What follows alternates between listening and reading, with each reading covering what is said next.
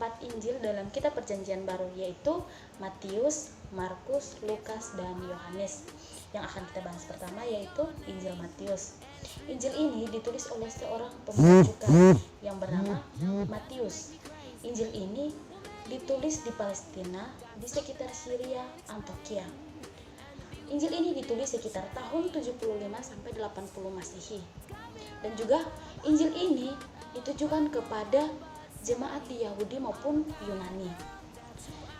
Kelompok ini berada di bawah tekanan dan juga nabi palsu. Dalam kitab Injil ini juga terdapat pokok-pokok. Di antara lain, yang pertama, Yesus adalah juru selamat bagi semua bangsa. Yang kedua, Yesus adalah penggenapan janji bagi para nabi dalam Perjanjian Lama. Yang ketiga, Yesus sebagai Musa kedua yang mengajarkan arti hukum Taurat. Yang keempat, gereja dan pelayanannya. Yesus sangat terbuka terhadap dunia dan menawarkan keselamatan kepada mereka. Injil Markus ditulis oleh Markus, seorang ahli bahasa. Injil ini ditulis di Roma sekitar tahun 67 sampai 70 Masehi. Injil ini ditujukan kepada jemaat di Galilea dan Syria. Dalam Injil Markus juga terdapat pokok-pokok teologis, di antaranya yaitu yang pertama, kerajaan Allah, yang kedua, Mesias yang tersembunyi, yang ketiga, Yesus dan para muridnya, yang keempat, kemuridan seorang murid. Yang ketiga, Injil Lukas. Injil Lukas ini ditulis oleh Lukas, seorang tabib atau dokter. Injil Lukas ditulis di luar Palestina sekitar tahun 80 sampai 80 sebelum Masehi.